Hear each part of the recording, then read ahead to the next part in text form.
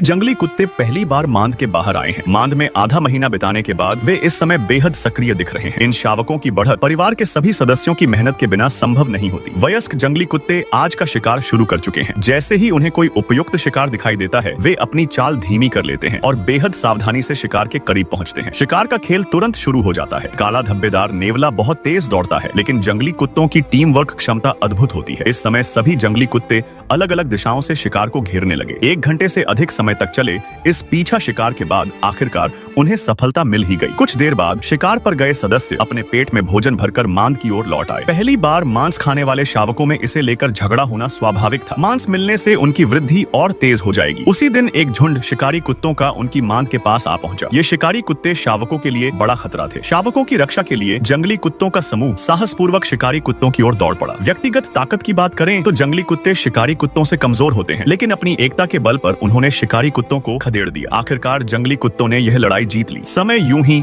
धीरे धीरे गुजरता गया। शावक अब 3 महीने के हो चुके थे। अब वे मांद छोड़ चुके हैं और परिवार के सदस्यों के साथ इधर उधर घूमते रहते हैं। दुर्भाग्य से इस दौरान 2 शावकों के साथ हादसा हो गया। अब जब भी वयस्क जंगली कुत्ते शिकार करने जाते हैं, शावक उनके पीछे पीछे चलते हैं। यह उनके लिए शिकार सीखने का सबसे अच्छा समय है, लेकिन ज्यादातर शिकार थोड़े समय में पूरा नहीं होता और शावक अभी परिवार के तेज दौड़ते सदस्यों का साथ नहीं दे पाते, इसलिए वे काफी पीछे छूट जाते हैं। अच्छी बात यह है कि अब उनकी सुनने की क्षमता बहुत तेज हो गई है। वे परिवार के सदस्यों की दिशा पहचान सकते हैं। वे ठीक समय पर पहुंचते हैं। परिवार अभी अभी शिकार कर चुका होता है। इसी दौरान कुछ शिकारी कुत्ते मौका पाने के लिए पास आ जाते हैं, लेकिन जंगली कुत्तों के एकजुट प्रयास से उन्हें भगा दिया जाता है। आने वाले दिनों में उनका और शिकारी कुत्तों का संघर्ष लगातार चलता रहा। अब शावक 1 साल के हो चुके हैं। पहले जो परिवार पर निर्भर थे, अब वे भी परिवार के लिए अपना योगदान दे पा रहे हैं।